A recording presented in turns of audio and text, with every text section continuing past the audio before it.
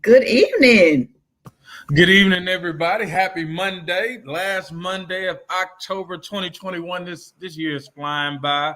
Halloween on the horizon. TSU homecoming right now, driving down.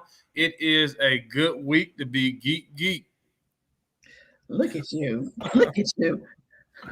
You ought to be ashamed of yourself. You just had to sneak that on in there. All right, getting into the spirit, the homecoming spirit.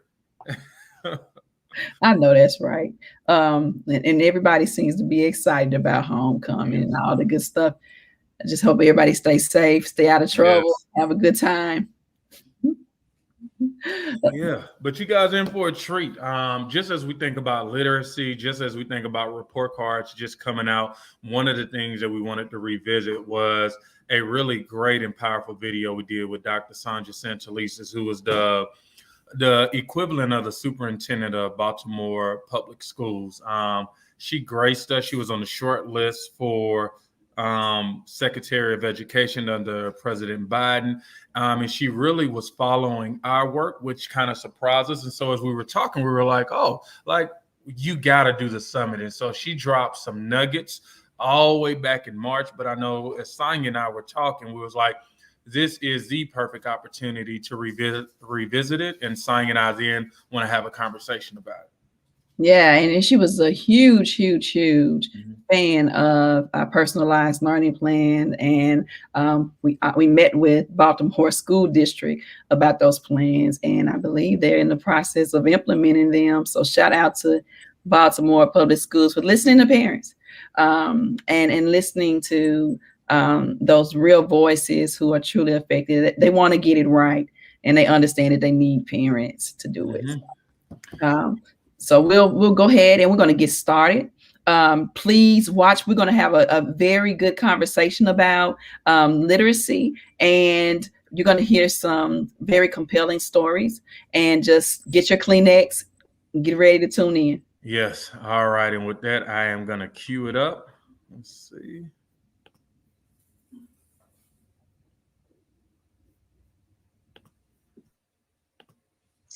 And good morning to everybody. Thank you, Victoria, and thank you, Shamika. Nashville PROPEL is organized and led by parents and grandparents who represent our most struggling communities. The title of this summit, Get Your Priorities Straight. We chose this title because we want to spend time exploring the multiple representations of the word priority and the role it plays in the current state of literacy proficiency. See, in our lives, we connect the word priority to what is most important to us and to what we do. It reflects our values. In schools, we also connect the word priority to what is important and what we value. Most districts and schools create strategic plans that convey 2 to 3 priorities that they will then create SMART goals and professional development to support. Many districts have named literacy as a priority for decades, yet, still our literacy proficiency rates are abysmal. Many districts have also identified priority schools, which are schools that are in need of significant improvement. In the state of Tennessee, a priority school is a school that ranks in the bottom 5% of the state. We all have structures set up in the system to set up priorities, but somehow, we're not reaping the results that we need to save our children's lives. Somehow, our daily priorities and daily values are not aligning, and we've got to get our priorities straight. So now, let's take a look at a little data.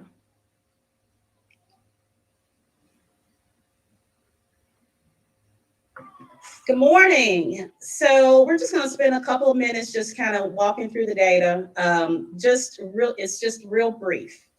As powerful parent Victoria Gordon said a few minutes ago, numbers don't lie. And so in Nashville, we have a hard time grappling with the numbers and telling the truth about what those numbers mean. So we have a little graphic here. And these numbers come from the Tennessee Department of Education. 79.9%, 80% of Black, Hispanic, and Native American third graders in MNPS are not on track when it comes to reading. So if you see this little graphic, you see 10 children here, 5 girls, 5 boys, and 8 of those children, 8 of the 10 do not read on the level that they should be reading. And we focus on third grade. I know you've heard it. I know there's a lot of parents on here who've gone through our fellowship, and you've heard this, and you're going to keep hearing it. And we, urge you to keep sharing it, because third grade is a big deal. There are hundreds, maybe thousands of studies out there that say what it means when a child is not reading by third grade. And the new Tennessee Science of Reading legislation, buried deep inside the legislation, says that if your child is not reading by third grade, they will be retained in the second grade. So that's just information that you should know. And then this is another graphic. If you are, so third graders, almost 85% of economically disadvantaged third graders, those are third graders who qualify for free and reduced lunch. About 85% of those third graders are not on track to read. They are not on track or have mastered the skills. So that's 8.5 out of 10. So if you think about it, there are these 10 children in front of you, kind of like 1.5 are actually where they need to be. And you can argue with the data. And usually the people who argue with the data are the people who are not in the Black here. But if you likely we are one of the 8.5 whose children are not reading at grade level. So that's just something for you to think about.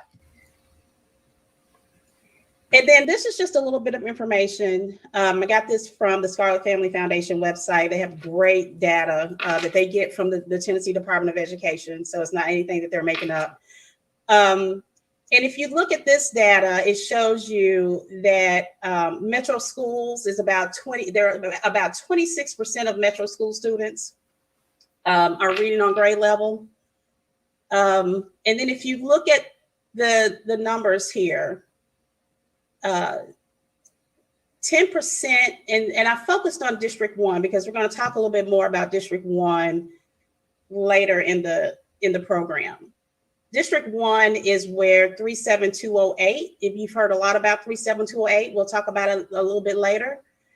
But about 10% in traditional schools in District 1, 10% of students in that district read on grade level, 10%. 10%. And it's 15% for the entire district. So that includes traditional schools as well as choice schools. So with that, the next voice you hear, as it was said earlier, we're going to talk about a little data, and we're going to hear some stories, and we're going to come up with some resolutions. So the next voice you hear will be the story that puts this into perspective for you. Thank you.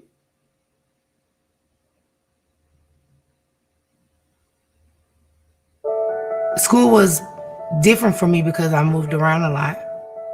I lost my mother at a young age when I was 6 of a car accident. Then my granddaddy raised me. I played volleyball. I had some good teachers. Just the normal, just the normal. He tried to make it as normal as possible without my mother. I graduated. I wasn't thinking about college, but Some man showed up at my doorstep, wanted me to sing, and I got a full ride to Bethel University in McKenzie, Tennessee. It was just a shock to me. When I got into my core class, I started struggling, and I knew something was wrong. Didn't think nothing was wrong in high school, but I knew something was wrong because I couldn't understand anything I was, reading or, what they were saying. So I dropped out. I started working, and I ended up having my son, and then I had a daughter. I signed up for the Dolly Parton, the book come. I read that. So we got a little collection of books. Those are books that I can, read easily. So I didn't, think nothing about it until we got into 5th grade of Jalen and Megs doing the virtual setting. And, I struggled. It was really hard for me because she didn't know the words that I needed help on. So I really didn't get that much help from her. So it was pretty much not her helping me. It was pretty much I was helping her on the words. I can't read, I can say words, but to understand them, I have a very difficult time. And I get embarrassed when I'm working with my son because I want him to be better than me. And it gets hard sometimes because I struggle and I don't want him to struggle. I just don't want my son to be sitting in, where I am saying the same story, or my little girl.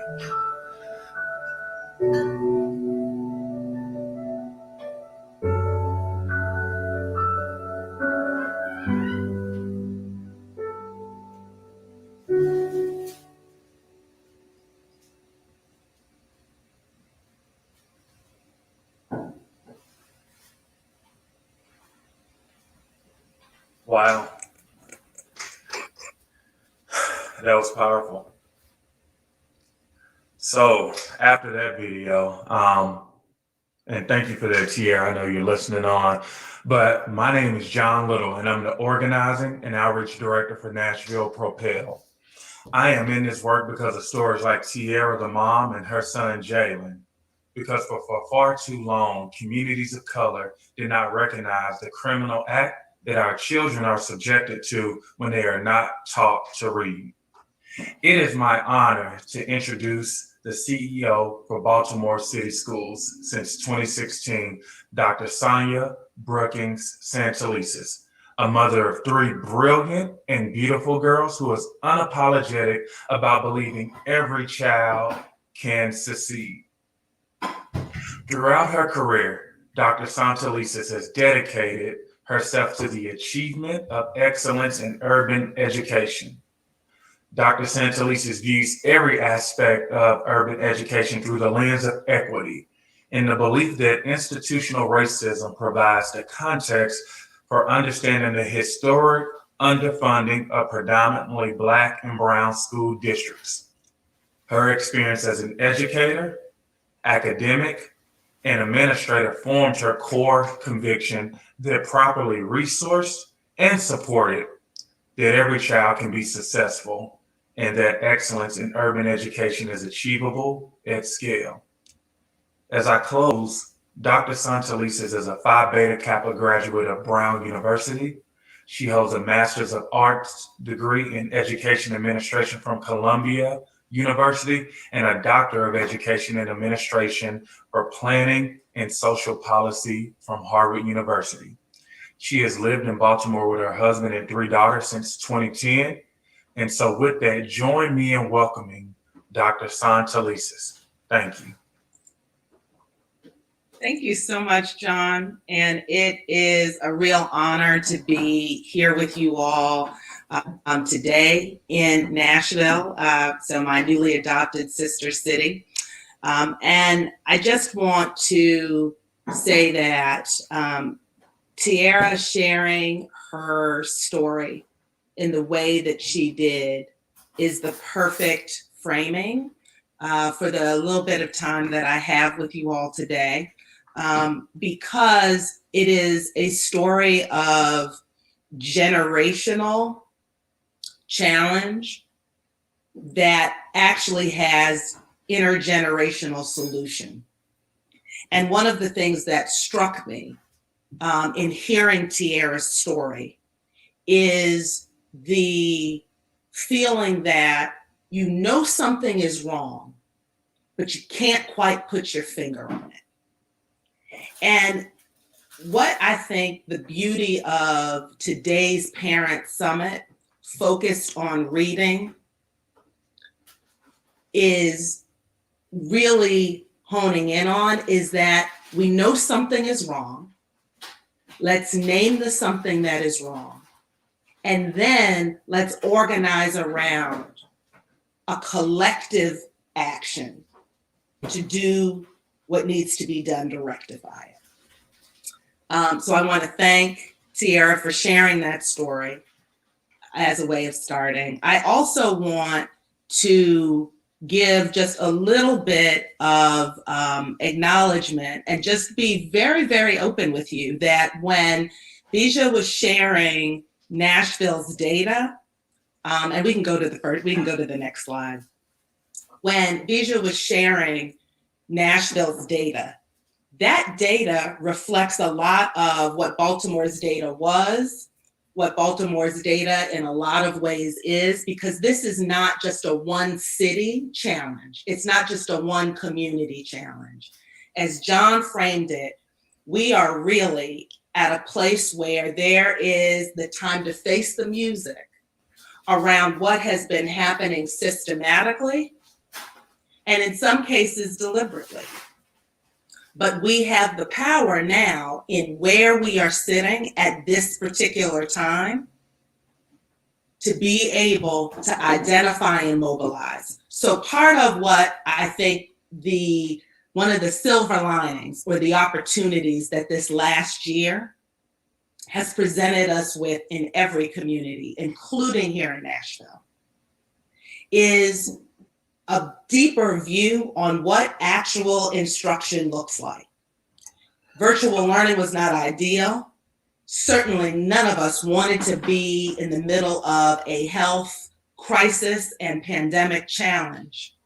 But what the increase in virtual learning actually provided was one insight into a digital divide of under-resourcing. But for the purpose of today, what it also did was it gave parents, it gave families the opportunity to begin to name and see what was actually occurring in their young people's education. And I will say to you, as a mother of three, as John knows and referenced, that I sit in the seat of CEO of city schools, but I always keep in mind my own lens as a parent and the fact that other parents need to also feel that ownership of their children's education. That time is now. And I would say for the short amount of time that I have with you today, I want to leave you with three big pieces for you as parents, as community, to partner alongside educators in naming what needs to shift and being part of the solution. Three simple pieces in a short amount of time. So we'll move to the next slide. This is really about how we as communities of color, how we as communities of those who have been undereducated, make an informed demand. And I first heard that phrase from Bob Moses years ago.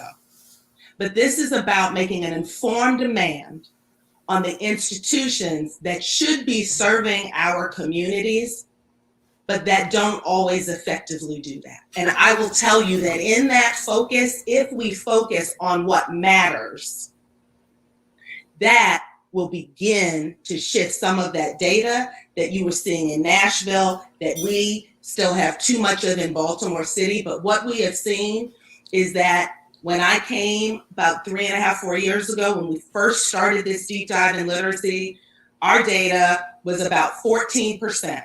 of young people in Baltimore City who were reading at grade level. We have moved about 6 percentage points, but one of the things, so while that is movement, what we are looking for is increased movement, because as Vija said, each one of those students represents a life. So incremental slow change is not the order of this day. And the way that we get the acceleration we need from our young people is again in this informed demand. So quickly today, I want to give you 3 focus areas. And these are focus areas that you as parents, and you can say that Dr. Santelises said it, that you as parents and community members have the right to be able to ask from your children's schools and from your children's school district when it comes to ensuring that young people can read.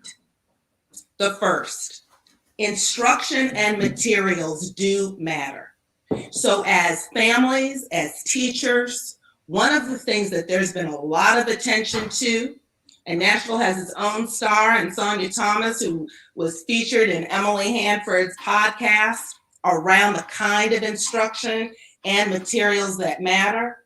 One of the things that we are seeing a doubling down on is making sure that families and parents can go into schools and expect that the kind of instruction that young people, your children receive, should be grounded in what we know gives young people the best chance of early and effective, successful reading.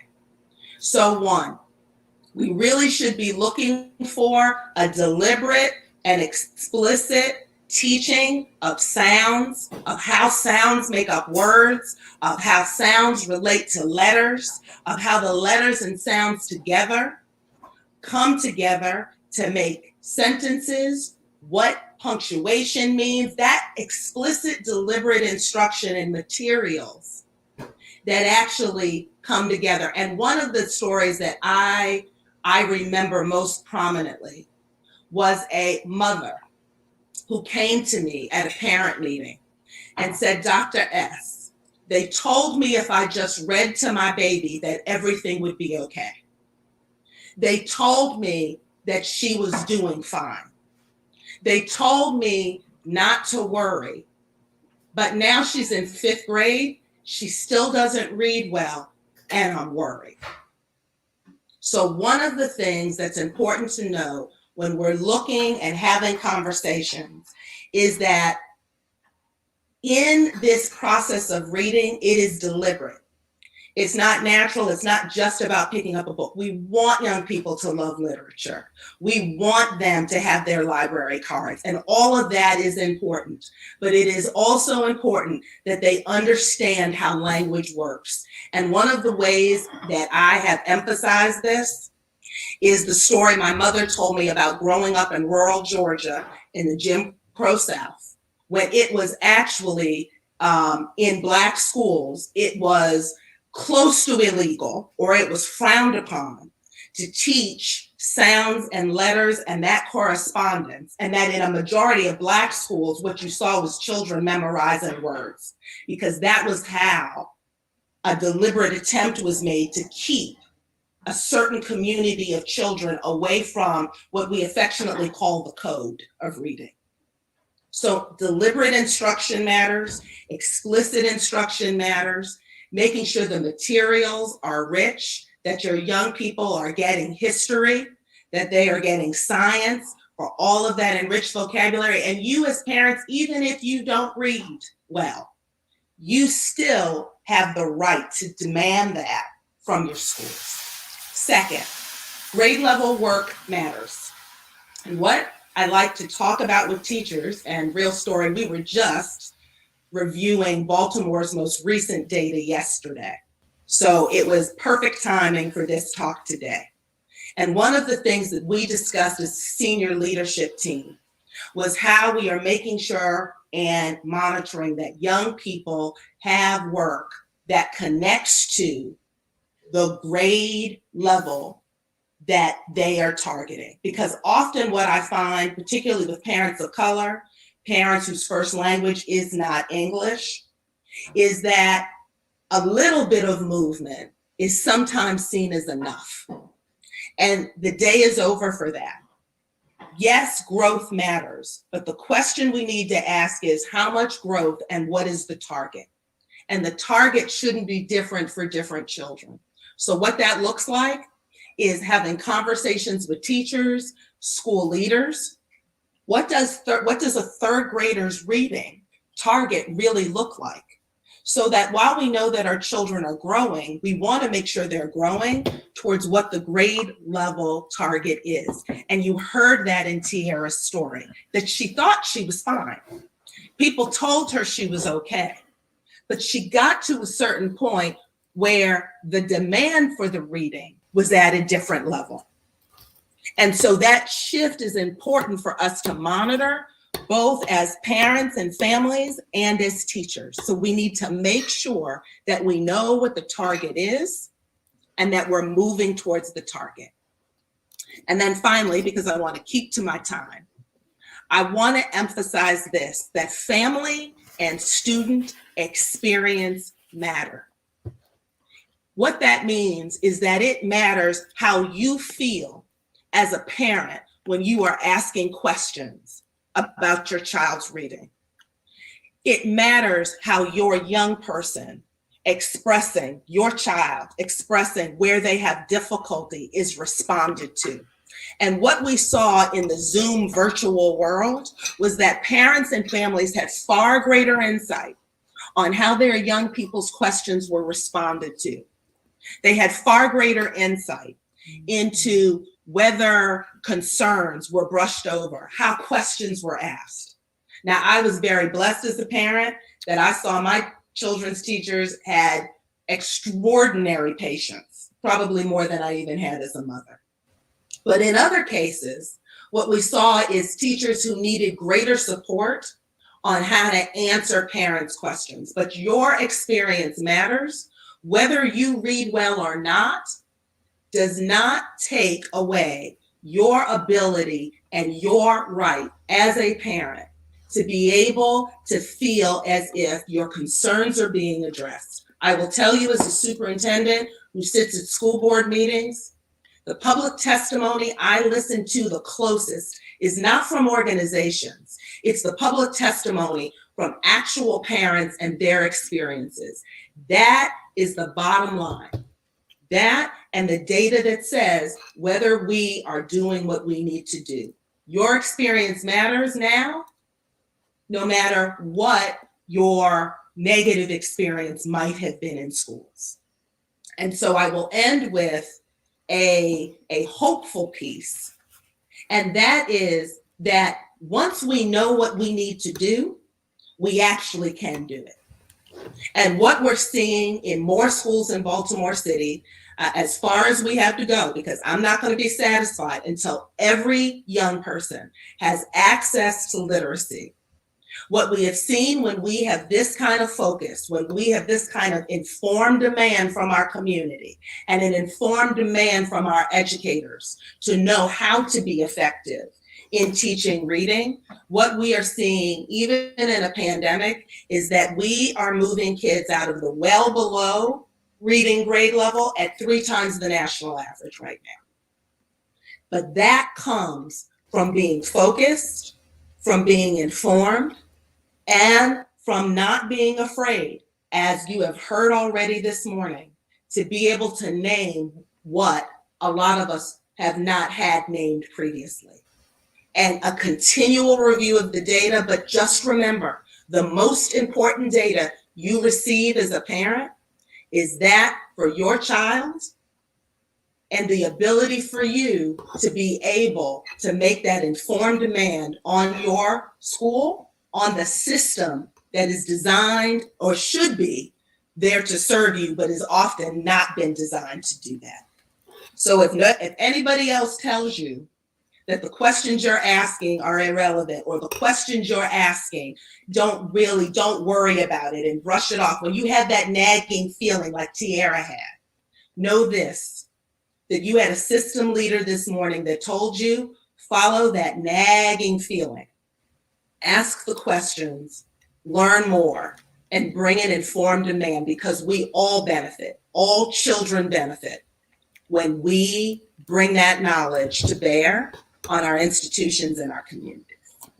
Thank you this morning, and I will turn it back over to, I think, John, or is it someone else? But good morning, and I love being in Nashville. I just wish I could be sharing your warmth this morning, but it's still in Baltimore.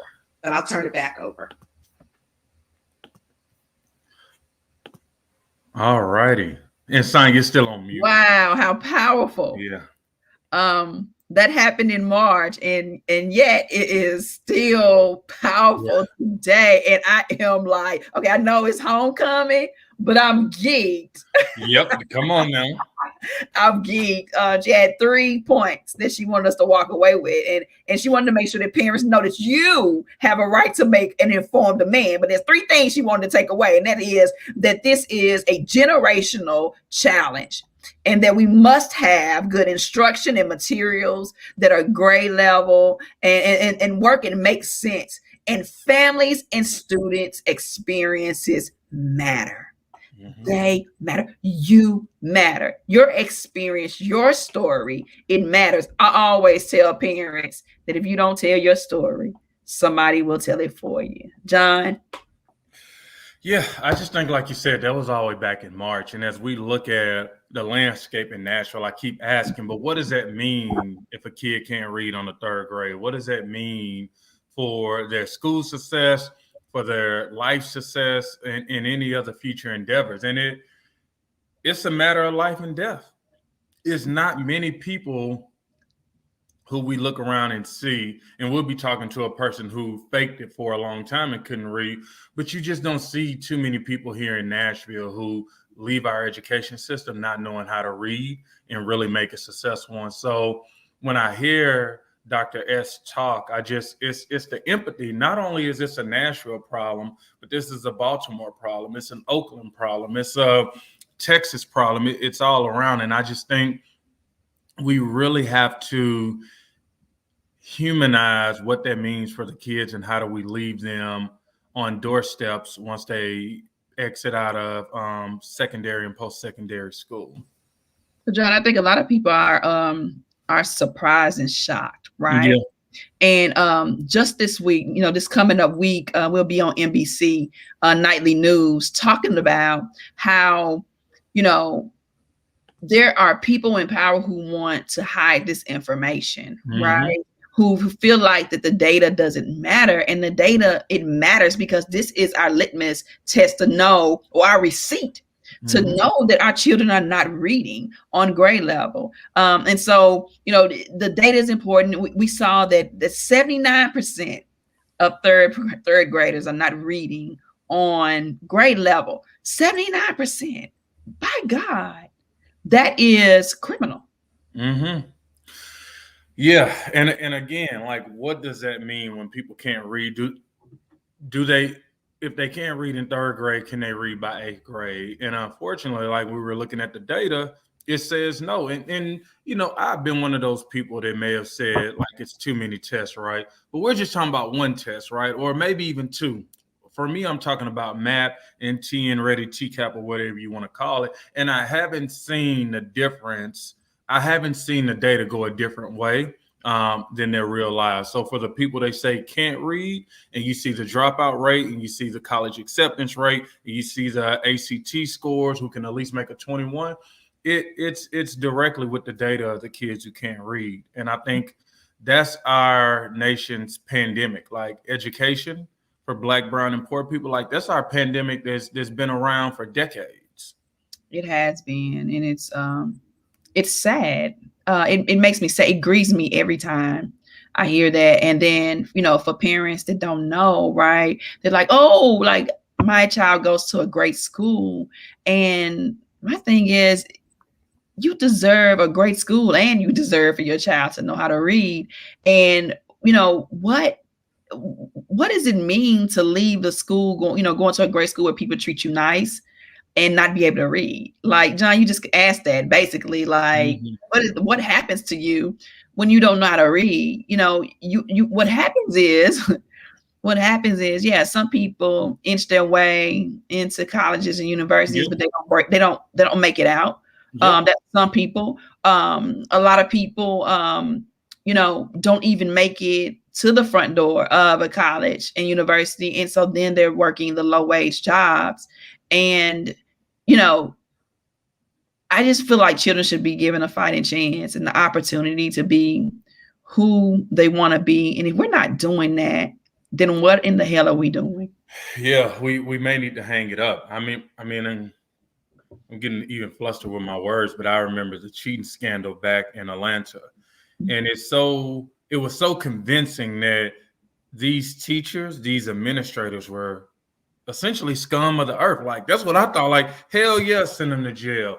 And then I started to think about the small amount of time they had that was proven in the cheating scandal.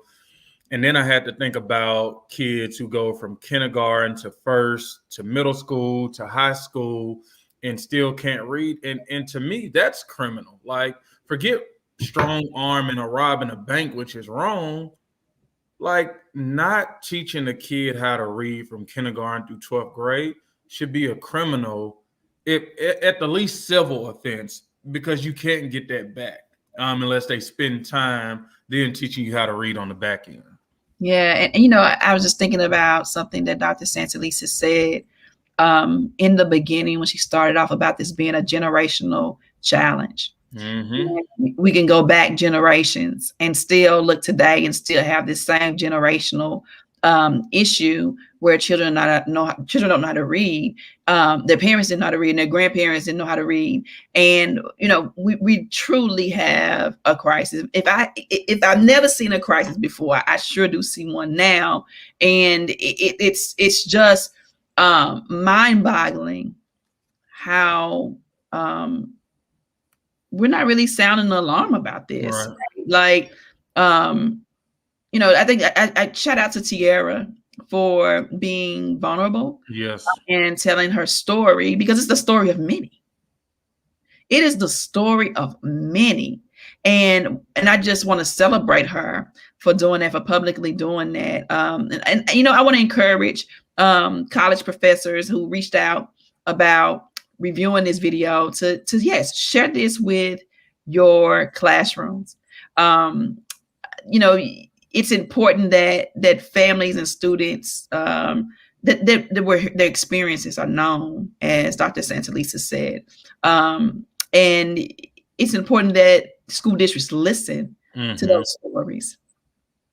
Yeah, and it just says a lot about just where we need to go. And shout out to Scott. He was number one on here, coming from my fellowship, Mary, Miss DePriest Nevaeh, Miss, who I call Miss Harris. Like, this stuff is important. And I'm going to tell you, even listening to their stories, like, that gives me the fight. Because sometimes when you're having this conversation, right, Sonja, and I'm pretty sure you can relate to this, some people in the system look at you like you crazy. Like, lady, they be like, chill the hell out. And you looking like, how are we going to chill when we know what the outcomes are when kids are not taught to read? Man, it's just like your house being on fire and your children being in that house and folks telling you to calm down. Right. Ain't no damn way I'm going to calm down. My children are in this burning building. And here you come with a cup of water to put it out. Or you come with the gasoline can talking about, we're going to put this fire. Yeah. And no, you're right. I can't relate to that. And that's why we can't back down. That's why we have to be relentless. That's why we have to use our voice. We can't be afraid to speak truth to power, because if we don't, then no one will listen to us. They'll just say that we're okay with it. Our stories matter, like Dr. Santelises said. Our stories matter. And you better look. Sometimes we look around and see who else is making noise about other things. And so what I do know, as Nashville becomes gentrified, right? You are in some communities, like, let's say Germantown. Let's just make it North Nashville. I call it North Nashville. They call it Germantown. It's a school there. Buena Vista, right? They built these awesome condominiums, these laws, like, tons of people have moved into this community, right? And it is a neighborhood school. It is walkable. You can see it from your house in some instances. But you know how many of those families sent their kids to Buena Vista? Zero. Zero. So if they're not willing to jeopardize their kids, you gotta realize that something may be wrong. Like it may not be the place, but I'm gonna say this: it isn't the place to send your kid when you see nobody in the community that doesn't look like you sending their kids to the school. They wave, they pass you. Yeah. But nobody asks why. Nobody is asking, well, why is that so, right? Like, just to be transparent, there was a time where I was driving my children to 3 different schools and everybody had to be at school at 8:00 in the morning. And I had to be at work at 8:00 in the morning. And it was a nightmare. Car wars, yeah. Yeah, it was a nightmare for them, for me. It was awful. And I would have loved to have gotten my children on the bus or taken them down the street, but it would cost me too much. Mm-hmm. And that I'm not talking about money. Mm-hmm. I'm talking about it's a shame. And I told somebody this today, that it's a shame that I've had to think about education as a life and death decision for my children. I'm afraid that the decisions that I make will cost my children their lives. Yeah. And I mean that. Yeah. And that's a shame when a parent has to feel like that. I'm not the only one. I'm just telling you how I felt. Even going into the school year, thinking about whatever decision I make, this could cost my child his life. Right.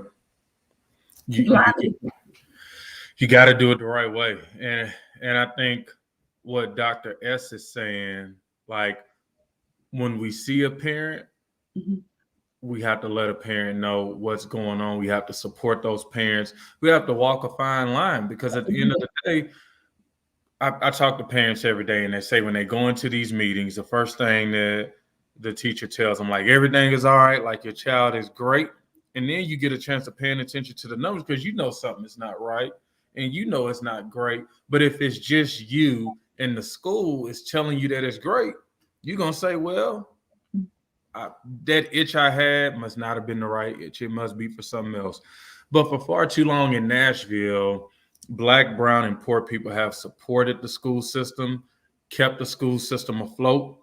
When you look at places like Hume Fogg, when you look at places like Meigs, when you look at Head, even when you look at Lockland, like, it has been kept afloat. When the suburban nightmare, what a suburban dream happened, everybody flew out of the city. And right here in Nashville and other cities, Black, brown, and poor families kept the school system going, kept it continuing to get funded because they had the students. And then when the suburban nightmare came and people started to come back, Michael Jackson said it best. All I want to say is that they don't really care about us, but we can't let them be. Like, the funds that come through, they owe it to our children, literally. Yeah. Financially. Yeah. I'm going to say what I'm going to say. We're so used to just people telling us what to do and when to do. We just are. And time out for that. And I think a lot of parents are getting hip to that, right?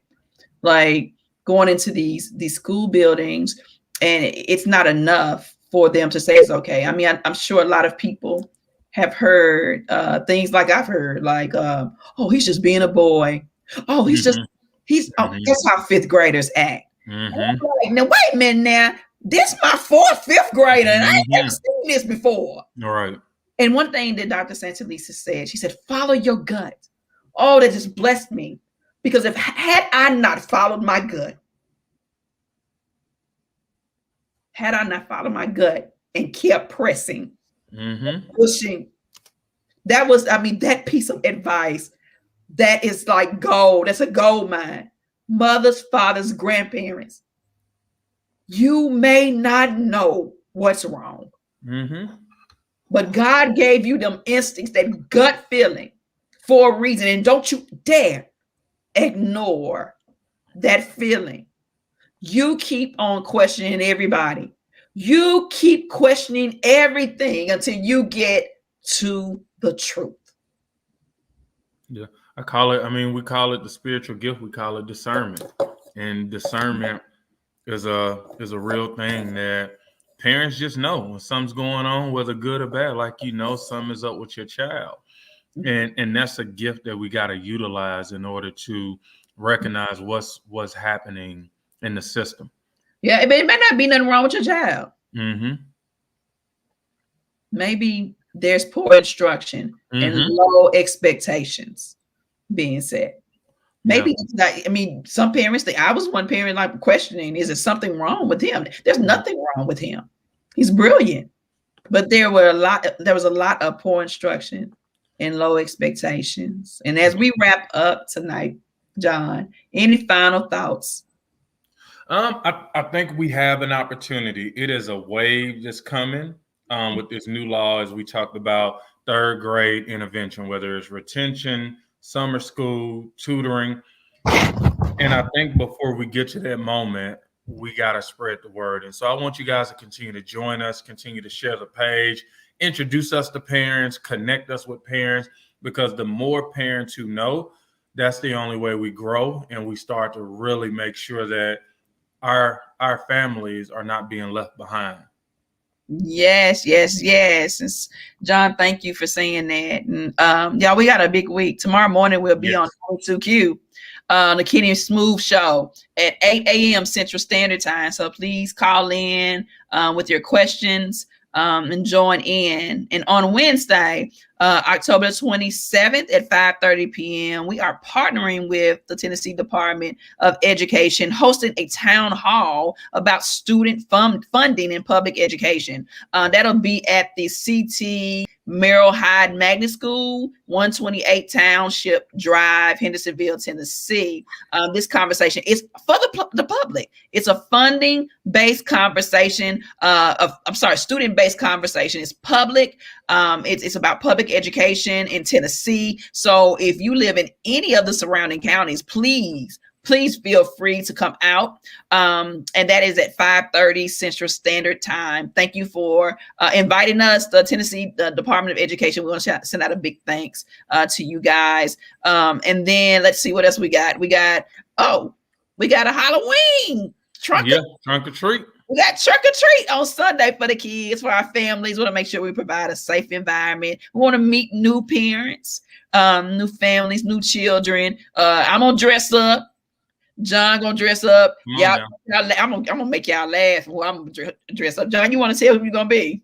See, I'm still trying to figure it out, whether it's a superhero or a ninja or I'm